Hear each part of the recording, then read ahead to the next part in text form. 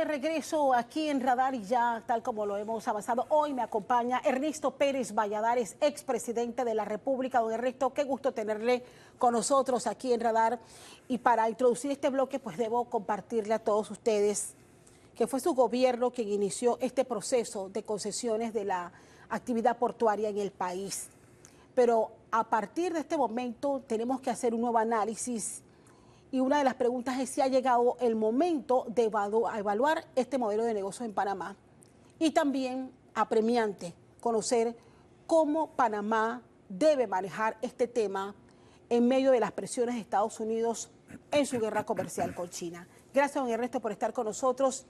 Y en el bloque anterior se decía, es que hay que conocer la génesis. ¿Cómo y por qué su gobierno decide iniciar este proceso de concesiones para sacarle provecho a esa actividad portuaria y a esos bienes que en su momento les tocó recibir? Muchas gracias y gusto de estar siempre contigo. Muchas gracias y con todos los televidentes. Sí, en efecto, lo que pasa es que nosotros tenemos el defecto de no querernos enterar de nuestra propia historia. Y en consecuencia mucha gente habla y juzga sin conocer la historia. Yo creo que es importante que en efecto se sepa la génesis de muchas de las cosas que vivimos hoy. En aquel momento nosotros estábamos enfocados en que se cumpliera con la transición del Canal de Panamá, que era nuestro objetivo principal. Acuérdate que desafortunadamente en el gobierno del presidente Endara hubo una separación de los poderes y él no pudo llevar adelante muchas de las cosas que creo que hubiera querido llevar adelante. Pero bueno, entonces nosotros recibimos el inicio de lo que sería la transacción, el tránsito final hacia la operación panameña del 100% del canal. Te repito, evidentemente el principal objetivo era asegurarnos que nosotros se cumplirían los tratados Torrijos-Carter y el canal regresaría a manos panameñas y administración panameña. Había en ese momento una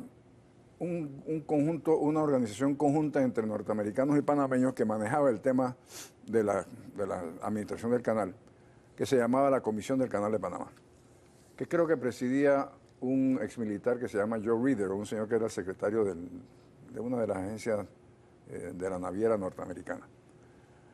Y estando allí, los panameños se dieron cuenta de que había un abandono del mantenimiento del Canal de Panamá.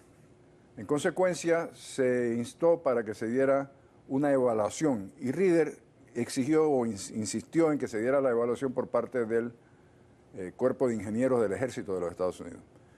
Y esa evaluación se llevó a cabo y demostró que en efecto la administración Sonian había dejado de invertir en el mantenimiento del canal y tuvieron que invertir rápidamente $5.000 millones para que pudiera Panamá recibir el canal en condiciones operativas normales. Estábamos nuevamente, te digo, enfocados en eso. El tema de los puertos en aquellos momentos era un tema secundario. Pero bueno, al final tuvimos que enfocarnos también en qué hacer con los puertos y como el canal, a los puertos también se le había dejado de dar mantenimiento. Es decir, los puertos estaban en condiciones precarias, que necesitaban inversiones inmensas. Inversiones que en ese momento el Estado panameño no podía llevar adelante. Si no podíamos siquiera invertir en electricidad y en telefonía, mucho menos íbamos a poder invertir en la cantidad de dinero que se necesitan en los puertos. ¿Qué se decidió? Bueno, hacer una licitación internacional para concesionar el manejo de los puertos. Yo quiero insistir en que es el manejo y es una concesión, porque por ahí se habla de la venta de los puertos. Los puertos nunca se han vendido, los puertos son del Estado panameño. Así que nosotros hicimos una licitación internacional y participaron 3 interesados, creo que eran 2 japoneses y esta compañía de administración de puertos que se llamaba en su momento Hutchison Whampoa, que era una compañía localizada en Hong Kong, cuyo mayor accionista era un señor que se llama Lee Ka-shing, pero que tenía accionistas en todos lados del mundo, incluyendo la mayoría creo que eran británicos. Ellos participaron en la licitación y se la ganaron. Si quiere, te digo algunos otros incidentes, como por ejemplo nosotros estábamos en un viaje en Asia, cuando a 3 semanas de la licitación esa, de regreso me informó el canciller Gabriel Luis Galindo que había recibido una llamada del señor George Shultz, que era ex secretario de Estado de los Estados Unidos, que le solicitaba reunirse conmigo en San Francisco para hacernos una oferta del manejo de los puertos que no íbamos a poder rehusar. Yo llamé al administrador de la autoridad portuaria, que era Hugo Torrijos, y le dije que íbamos a posponer por un mes, que fue lo que pidió el señor Schultz, la decisión. Hugo se opuso, pero finalmente accedió y tuvo que llamar al otro participante para decirle que teníamos que posponer por razones especiales. Fuimos y recibimos la oferta un mes después, con las demás ofertas. La peor oferta fue la de esa empresa que se llamaba Bechtel. Nos ofreció $1 millón al año para manejar los 2 puertos y el ferrocarril de Panamá. Por supuesto que quedaron de último lugar. Así fue, esa es la génesis de las concesiones de los puertos. ¿Y fue negociado en los mejores términos? Evidentemente, en los mejores términos posibles en aquel momento. El contrato original señalaba que se daba un pago fijo de $22 millones al año, revisable cada 5 años, más el 10% de los ingresos brutos, no de las ganancias, de los ingresos brutos. Y que Panamá tenía el 10% de la empresa que iba a manejar los puertos para poder tener una silla en la junta directiva y enterarse de lo que estaba pasando. Y funcionó así, hasta el gobierno siguiente, que cayó en la trampa que le puso esa empresa, que llamaron equiparación, y que suponía que ellos querían un contrato similar al que se le había otorgado a otros concesionarios.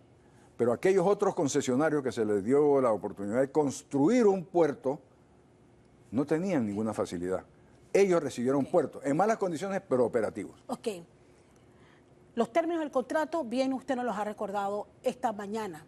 Hubo cambios que incluso en esta reciente auditoría que ha revelado el Contralor Flores, ha dado a conocer al país cuánto dinero ha perdido Panamá. Así es. Y él señala y califica incluso de malos panameños a quienes cambian a partir de ese momento los términos de este contrato y que ha permitido una serie de actividades anexas al hoy contrato que le han permitido a esa empresa aparentemente tener más ganancias y que Panamá siga recibiendo la misma cantidad de dinero. Sí, Catalia, lo que pasó fue que, se renueva el contrato. El contrato original decía que se podía renovar por 25, se podía renovar, no era una obligación, por 25 años más, en tanto en cuanto se hubieran cumplido con lo establecido en el contrato del 97. La verdad que lo que se renovó no fue el contrato del 97. Lo que se renueva son las modificaciones a aquel contrato que ni siquiera nosotros debíamos haber incluido como una obligación ni de negociarlo. Pero bueno, eso fue lo que se renovó.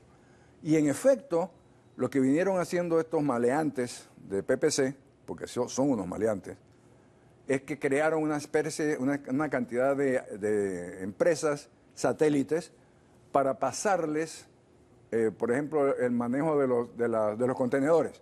Subir un contenedor, bajar un contenedor, rodar un contenedor en puerto, y a ellos le pagaban sumas exorbitantes, de manera que se deducían como gastos de los ingresos y al final del día, porque aquel contrato que cambiaron, entonces establecía que era el 10% de las ganancias, no de los ingresos brutos. Al final del día prácticamente no había ganancias. ¿Por qué? Porque se lo había repartido en el camino. Eso ha quedado evidenciado. ¿Puede el gobierno en este momento, independientemente de las demandas que hay en la Corte Suprema de Justicia, dejarse en efecto? Sí, por supuesto que sí. Tenemos todas las posibilidades de decir, señor, usted incumplió, no solamente incumplió, le ha robado al Estado panameño haciendo estas macalucias y en consecuencia este contrato deja de tener vigencia. Por supuesto que lo podemos hacer y lo debemos hacer. Resolvemos problemas con Panamá Port, no sabemos qué decisiones va a tomar el gobierno del presidente Molino. Sin embargo, llega la pregunta que planteaba al inicio de este bloque.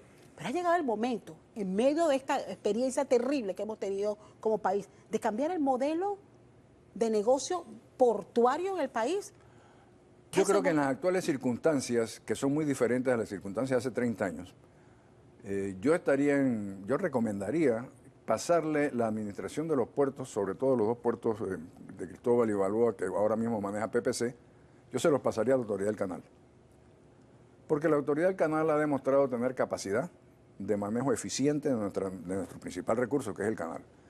Y ellos, a su vez, podrían evaluar la posibilidad de entrar en una contratación con un administrador. Pero lo sacamos del ámbito de la política panameña y sobre todo la política electorera. Y lo ponemos en un lugar donde se propicia y se estimula el buen manejo y el buen recaudo para los intereses del país. El ex administrador que estuvo aquí, Quijano, señala que el zapatero a sus zapatos, refiriéndose a que el Canal de Panamá debe tener otra Sí, prioridad. yo le he oído esa posición a él. Bueno, está bien, yo se la respeto, pero el Canal de Panamá manejó los puertos. Así que no es un invento nuevo. Y lo puede retomar nuevamente. Por supuesto que sí, igual que está haciendo la posibilidad de un oleoducto, de un gasoducto. Si te cierras a esa tesis de que zapatero a tu zapato, entonces nada más pasemos barcos. Me explico, ni siquiera zonas logísticas debiéramos tener. No me parece que es lo adecuado. ¿Cómo debe Panamá manejar este tema en medio de las presiones que está haciendo los Estados Unidos? Como siempre debemos manejar con toda China? nuestra política exterior y nuestros intereses. Los intereses de Panamá primero, por encima de ninguna presión y por encima de ningún interés de otro país o de ningún particular. Y en consecuencia actuar con el valor que se necesita para saber decir, señor, estos no son los intereses nuestros, este es el interés nuestro y por ahí vamos a caminar. Y asumir las consecuencias, Castalia, si eso no es... Tú sabes, en este mundo de hoy, bueno, tú no puedes bajarle la cabeza a un bully sin pelear, tú tienes que pelear. Puede ser que el bully te pegue, sí, pero tú también le vas a pegar. Y nosotros no podemos de ninguna manera demostrar cobardía, flexibilidad, ser genuflexos frente a un bully como el que tiene el presidente de los Estados Unidos ahora mismo. Ahora bien, la situación de esta semana se volvió a repetir la historia de lo que ocurrió con la visita del secretario de Estado. Hemos visto al presidente Mulino salir a dar algunas declaraciones ahora que se encontraba en Perú. Varios subministros, incluyendo el para Asuntos del Canal, han salido a explicar los términos de los acuerdos a los que habría llegado con Estados Unidos. Pero las presiones siguen y los mensajes directos de Trump sobre la supuesta injerencia china se mantienen a pesar de todos los acercamientos y explicaciones que se han dado. Por eso yo te digo que tú no puedes acceder a las pretensiones de un bully. Tú tienes que saber decir, no, señor. Y luego creo que debemos, con todo respeto se lo digo al gobierno, creo que el gobierno tiene que hacer una comparecencia pública explicando realmente qué fue lo que se acordó, qué fue lo que se dijo, qué fue lo que peticionaron, qué fue lo que accedimos a dar, porque si no, o sea, hay dos comunicados diferentes, uno no solamente por el idioma, uno en español y uno en inglés, el contenido es diferente. Entonces tú te quedas pensando, bueno, uno de los dos es mentira, o a lo mejor los dos son mentiras. Yo quisiera ver el comunicado con la firma de los señores que lo hicieron, tanto en español como en inglés. Y luego tú tienes que saber decirle, por ejemplo, el escenario que están pasando donde el señor el embanderado, yo le digo el embanderado porque andaba con banderas en el pañuelo, banderas en la hebilla, banderas quizás hasta en el calzoncillo de los Estados Unidos. El señor le va a rendir un informe falso al presidente Trump. Y nosotros no hemos rendido un informe a la nación diciendo lo que realmente sucedió y lo que realmente se acordó.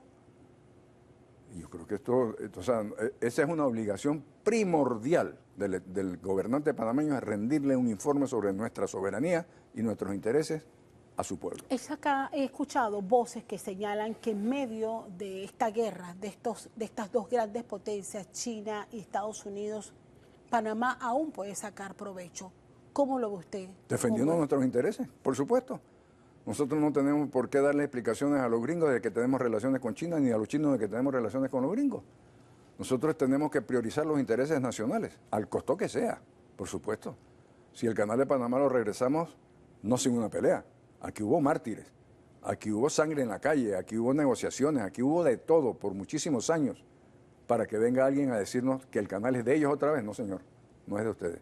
Es nuestro y seguirá siéndolo siempre. Ahora bien, el separarnos del proyecto China, que ha sido una decisión del presidente José Raúl Mulino, ¿ha sido lo correcto? ¿Es mejor tomar distancia en este momento? Esa es una decisión de él.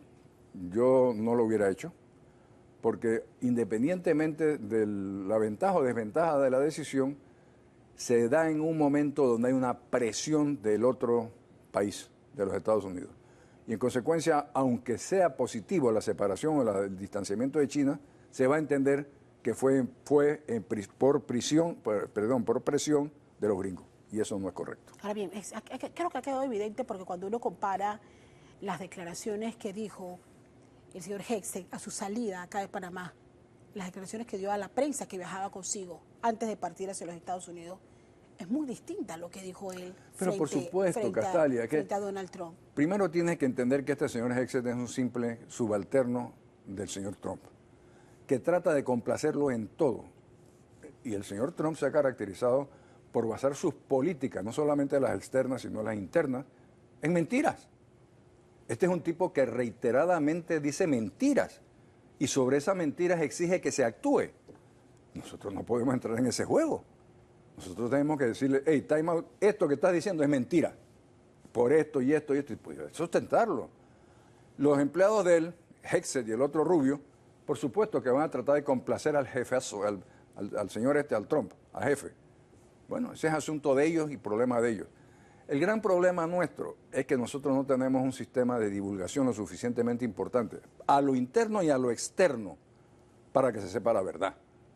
Porque déjeme decirle algo, no es solamente el problema de que Trump sea un mentiroso, que lo es, sino que la gente le cree, su gente le cree. Él le habla a una cantidad de ignorantes que ni siquiera saben dónde queda Panamá, pero le creen.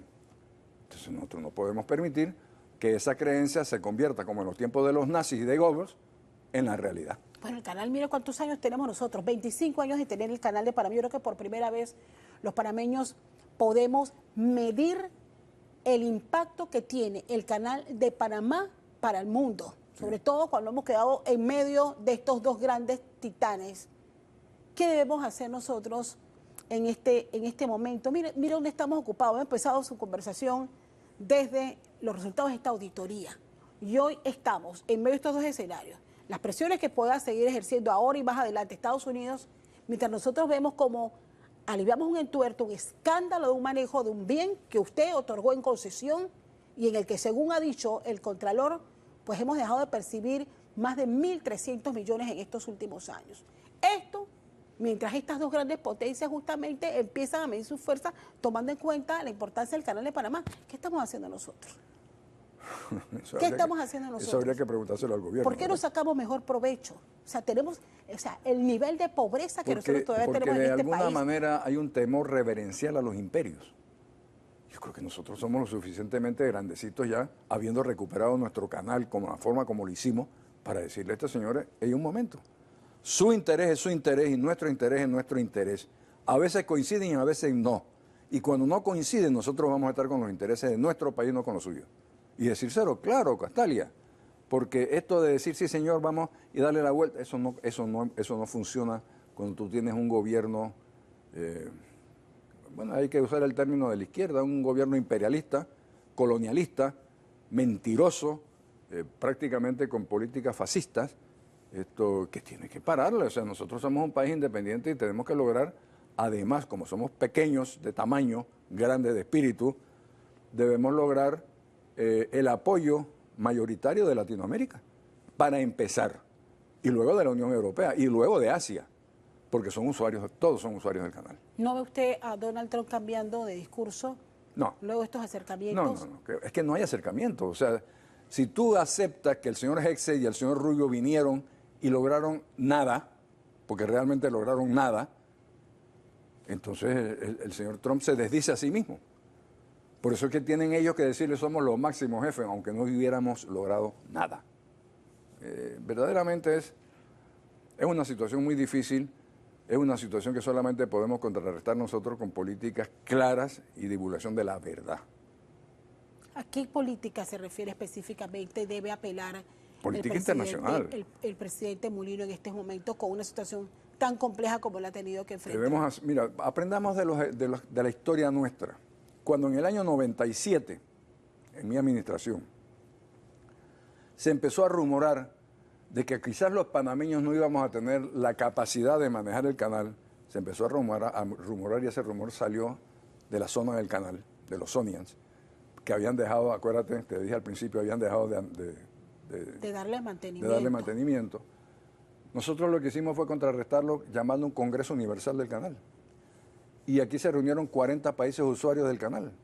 Y les explicamos lo que estábamos haciendo y lo que íbamos a hacer. Y en efecto aquella presión bajó. Yo creo que algo similar hay que hacer ahora. Nosotros no podemos, aprovechando además que tenemos los 25 años de operación del canal, podemos convocar fuerzas amigas que usan el canal para explicarle la realidad, la verdad y pedir su apoyo. Yo creo que nosotros no podemos seguir peleando solos. Hay que buscar el apoyo internacional. Ahora bien, don Ernesto, ¿usted cree que este tema del Canal de Panamá, de las presiones de los Estados Unidos, hasta qué punto nos deben desviar de los otros problemas centrales que tenemos que resolver aún aquí en el país? No, yo creo que, me imagino que... Ahora es que pasó, sobrepasó todos los... Decía al inicio de la conversación. Sí, pero déjame decirte Panamá algo. estaba preparándose para debatir otros temas en este momento. Yo creo que el país, el gobierno debe tener la capacidad de caminar y masticar a la vez. O sea, el que tengamos este problema y esta situación no significa que vamos a abandonar el resto de los temas pendientes por solución. Nosotros pasamos con este problema hasta 1977 por muchísimos años y los gobiernos hicieron. O sea, nosotros no podemos ahora solamente enfocarnos en lo más importante, que sí es lo más importante, que es salvaguardar nuestra independencia y nuestro canal, pero no podemos desatender las otras cosas. Por eso te digo que se tiene que aprender a caminar y masticar a la vez. Yo voy a parafrasear algo que dijo el presidente hace algún tiempo, hace algunas semanas atrás. Sí necesitamos compañeros de viaje. Por en supuesto, este nuevo escenario. Por supuesto, quizás las circunstancias de aquel momento eran diferentes, yo no lo sé. Y tampoco sé el sentido que quiso él al decir eso. No sé si no sé. No hay que especular sobre ese tema, pero yo sí considero que necesitamos concitar el apoyo internacional. Voy a regresar al punto inicial de esta conversación. ¿Qué espera Ernesto Pérez Valladares de las revelaciones de esta auditoría que han dejado evidenciado varias fallas, manipulaciones, ha dicho el propio Contralor? Él ha dicho que va a presentar una denuncia y el Ministerio Público ha empezado su propia investigación. ¿A dónde espera usted que llegue el resultado? A rescindir el contrato. Hay que rescindir ese contrato. Además tenemos otra alternativa que es la Corte Suprema de Justicia, donde hay una demanda de inconstitucionalidad sobre la renovación del contrato. Yo creo que en cualquiera de las dos vías, en la más rápida, hay que rescindir ese contrato y buscar la forma de que los puertos y su manejo pasen a depender de la República de Panamá. ¿Y usted sigue en su posición de que el Canal de Panamá está en posición y tiene ya la experiencia de... Sí, además, te voy a decir algo más, porque este señor que estuvo aquí, el secretario de Defensa, habló de la base que queda enfrente, una ex base que se llamaba Rodman. Nosotros queremos un puerto ahí, nosotros no queremos otra base. Y yo creo que eso lo ha venido diciendo el Canal de Panamá, no la autoridad marítima, el canal. Yo creo que es el momento de decir, sí, vamos a hacer eso y vamos a administrar los otros. Y buscamos un administrador que nos rinda a nosotros informes, dineros y ganancias para la República. Quiero agradecerle, don Ernesto, estar con nosotros esta mañana. Ernesto Pérez Valladares, expresidente de la República, dando a conocer su posición y el planteamiento en torno a este tema que hemos estado abordando a lo largo de esta semana, el futuro de este acuerdo, de este contrato con Panama Ports y también las circunstancias que han envuelto al país con la reciente visita del secretario de Defensa. Ernesto, muchísimas gracias por su tiempo. Con mucho gusto, siempre. Vamos a la pausa y al regresar tendremos nuestras conclusiones y, por supuesto, estamos pendientes de qué se habrá inspirado Hilde para la caricatura de este domingo aquí en Radar.